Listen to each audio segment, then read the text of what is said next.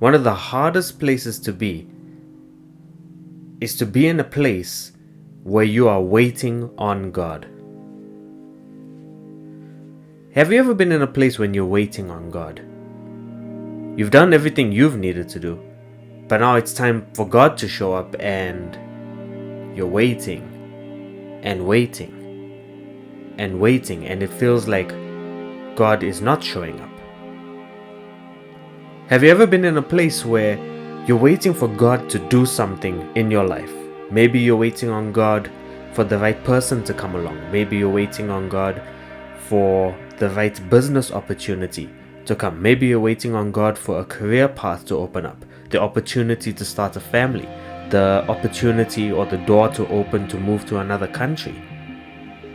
You've heard from God. You know exactly what you're called to do and what you want to do in life. But you find yourself in a place where you're waiting and waiting and waiting, and time is going. Time is not slowing down. The days, the hours, the minutes pass by in a flash. Yet God doesn't seem to be in a hurry. How can we get onto God's time frame? And how can we understand God's attitude towards timing? A lot of the time we like to have things done fast, things done quickly. We live in a society where everything is sped up, where everything is instant. Yet we serve a God who's not always instant. When the Israelites made it to the Red Sea, God only opened the Red Sea when the Egyptians were close by. He waited till the last minute to split the Red Sea for the Israelites to cross through. And while in this time it seems like God waited too long, it was the right time for him to split the Red Sea because the Egyptians followed the Israelites on dry ground. But when the Israelites made it through, God made the waters crash over the Egyptians and they drowned. What can we learn from this? We can learn that God's timing is perfect. In Ecclesiastes 3, it says, "To everything there is a season, a time for every purpose under heaven." In verse 11 it says, "He has made everything beautiful in its time." Can we trust God with His timing? Sometimes we have asked God and we've prayed to God that we want certain things, that we need certain things to happen at a specific time. But it seems like God is just delayed. Maybe you're in a situation where you are waiting for God to bless you with a spouse, but you're getting older and time is running out, and time may very well be running out. You know that you're meant for marriage. You know that you are called to be married. But it seems like God is not in a rush in this department. Can we trust God that His timing is right? The one thing that we must never forget about God is that He is never early and He is never late. He is always on time. We serve an on-time God. Though we may feel that He's delaying, it is never for a bad reason that He delays. Maybe circumstances haven't lined up. Maybe you're not ready for what He wants to bless you with. Maybe you're not ready for the blessing that He wants to give you. Time is not a bad thing. Time can help us to mature. Time can help us to get experience. Time can help us to see the bigger picture of things. Sometimes we're waiting on God for things that don't even matter. But over time, we are able to see clearly that the things that we were praying and asking God for may not be so important.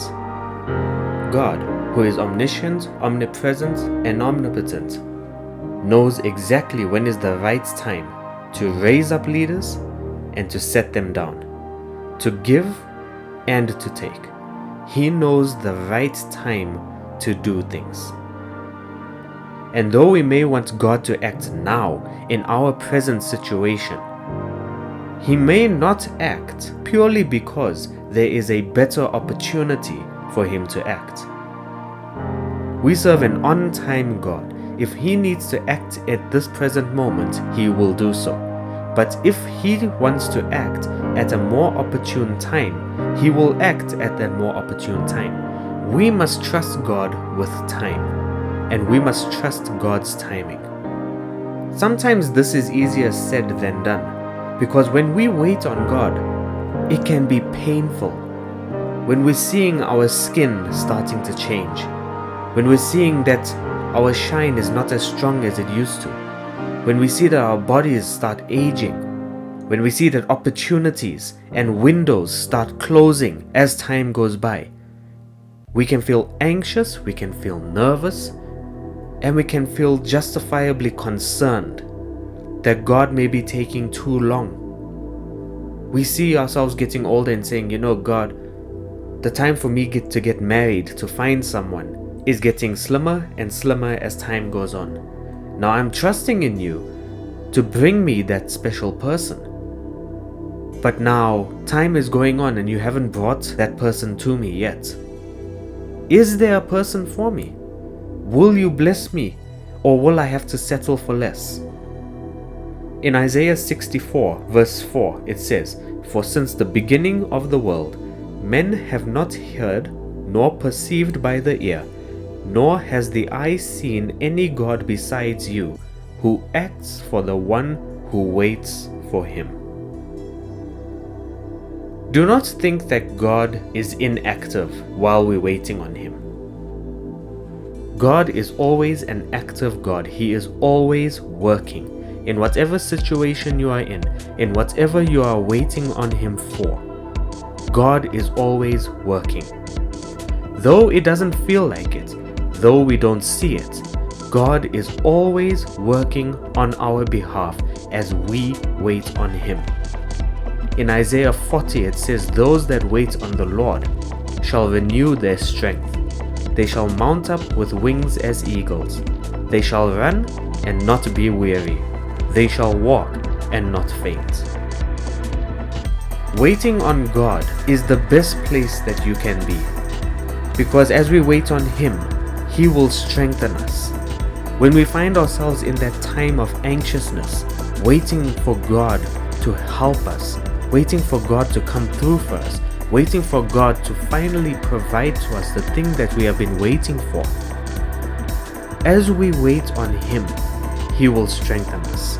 He will help us. He will help us to see the bigger picture behind why He is making us wait. And more often than not, He waits for the right time. Ruth and Boaz met because they were at the right place at the right time. And sometimes for us to be at the right place at the right time, circumstances have to be aligned and time has to pass. There's no other way. There's no way that we can force God's hand. There is no way that we can manipulate God or try to make things happen quicker. We simply have to wait on God and trust in Him, that as we wait on Him, He will strengthen us, and when the time is right, God will make it happen. If we are waiting on God, we are in good hands, because God loves us. He cares for us. He knows what we're going through. He knows our anxiousness. He understands that we are getting older, that we may not have the right resources, that we may not be in the right circumstances. Let God orchestrate your life and trust Him that He knows exactly what He is doing. When the time is right, the Lord will make it happen, and it will be much better than anything that you could try under your own strength. Leave time in God's hands. After all, God is the creator of time. He is the Lord of all time. In the beginning was the Word, and the Word was with God, and the Word was God. He existed before time was even created. So surely He knows what we are up against. But fret not, because God is always for us. He is with us, and He will make everything, even time and our circumstances, work together for our good. He is working. He is always working on your behalf, changing the minds of people, making the way straight, organizing and orchestrating the circumstances to be aligned perfectly. The waiting room of God can be a painful place to be, but it doesn't always have to be painful, because when we wait on God, He will renew our strength. When we wait on God, He works on our behalf, doing things that we could never do in our own strength. Let us never forget that we serve a God who has our best interests in mind. And as we yield our lives and our focus and our will to Him, He will end up giving us something greater than we could imagine, above all that we can ask or think. And at the end of the day, as time goes by and as we get what we've asked for, or if we get something better than what we've asked for, we will be glad that we waited on God in the first place.